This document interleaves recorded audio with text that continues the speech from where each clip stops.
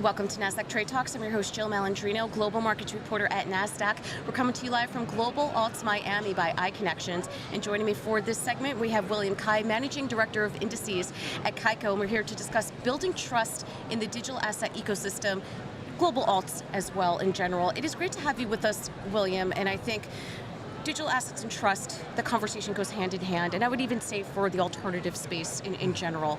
How is this evolving when you think about trust within digital assets? No, first of all, thanks for having me. You got it. Look, digital assets is really, for 2025, it's a very important year. I think most people might not realize how big a change it has been or it's coming with the new Trump administration. It's not just going to be a significant change, but actually a seismic change in terms of his crypto-friendly outlook and policies. And for a while, potentially there was doubt when he comes in, is he actually going to follow through? But so far, last week, in terms of the executive orders and the changes, for example, in the orders and the consequences of the SAB 121 affecting bank regulations, the changes at the SEC and the CFTC, is really pointing to a seismic change of lifting that oppressive pressure that's been on the crypto space for the last 4, let's say even 8 years. Mm-hmm. So now that's suddenly disappeared, and everyone's really scrambling to see what can we do. Is it the innovation and the development that's been suppressed, but now 2025 is the year, and the next year, next 2, 3, 5 years is really going to be exciting for digital assets. It's interesting because that's a common theme that we're hearing at Global Alts and other conferences that we've covered, where the past 12 to 18 months that the conversation's really matured.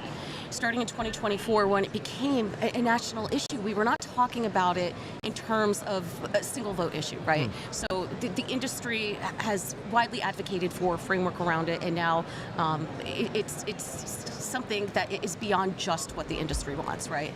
And I think, even more so than product coming out, but once you get that framework, then you're thinking about it really at scale.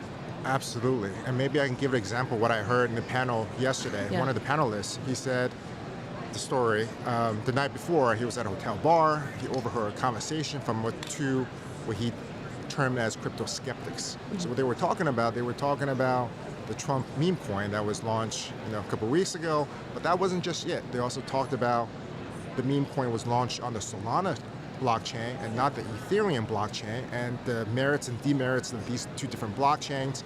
And then they talked about the space really developing. They're a little skeptical, but they have to look at it.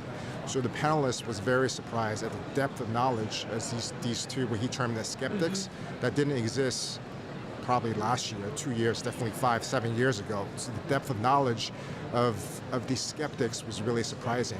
So for me, I would probably take a step further. To me, those two were not skeptics, they were almost realists, because the critical mass of the crypto space is so much, kind of the gravitational pull, it pulls in investors, allocators, managers, that they have to take a look at the space. Mm-hmm. So it's not so much they're skeptics, but they're really already accepting that this is an asset class, and they have to look at it. See, and I agree with you. I find that encouraging, because now you're thinking about market structure, right? So if you're comparing which blockchains as you're being built on, that's almost like in traditional finance, where I'm going to route my orders. Which custodian works best for me? Which market maker is the best for finding liquidity for my ETF, right? So when you start thinking about it in terms of market structure, that's a real conversation to have. When you think about your outlook there and the macro impacts, do you see continuing momentum within the space? Yeah, so maybe a couple of different angles. Yeah. So we at Kaiko, we're a data and a benchmark index provider. Right. So you mentioned kind of trust before. We pull in very separate data from many different exchanges, different sources, and really standardize and clean them. And then we also build benchmark that goes into ETP, ETFs, and exchange futures. So the two things I just mentioned, ETFs and futures, I think we'll see the expansion of these trading or investment instruments. Last year is purely Bitcoin ETH. That's it, right? I mean, it was a big change having Bitcoin ETF approved and then Ethereum, but then it got stuck there. But now we'll see a lot more, whether it's Solana, XRP, and potentially even basket ETFs and basket futures. I think that will really open the door for ways for people to capture that whether it's alpha, whether it's investments. I mean, you can do, just on the price level, you can do arbitrage, you can do long short, you can do volatility strategies. But I would encourage people to me, crypto space is a bit of an onion, right? On top, maybe you have Bitcoin and have these layer one blockchains, but you peel under, there's a lot of underneath pieces or ecosystems. I'm going to throw out a few jargon, but with every jargon there is a concept that's really crypto dedicated. For example, if you're interested in privacy, there's concept of zero knowledge proofs. If you want to do trading, there's DEX, decentralized exchanges, automated market makers. If you're interested in AI, there's AI agents, AI agent platforms these days.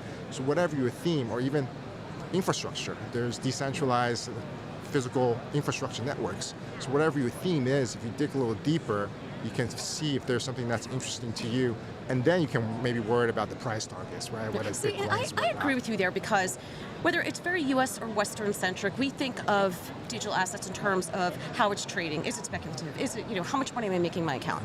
But when you look at other areas of the world, it's called a couple billion people that use digital asset structure to grow local microeconomies for alternative forms of capital formation, cross-border payments and commerce. This is a real financial system for a lot of people. It's not just about, ooh, I got into Bitcoin in October and got really lucky.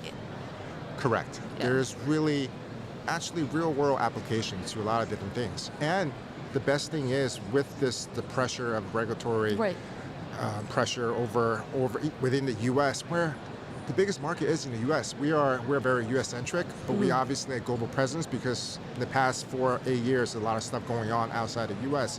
But our hope is, with these different changes, the development and innovation will really kick off in the U.S. and these opportunities will just really magnify in the next few years. All right, appreciate your insight. Thanks for joining us on Trade Talks, and thanks so much for joining me from Global Alts. I'm Jill Malandrino, Global Markets Reporter at Nasdaq.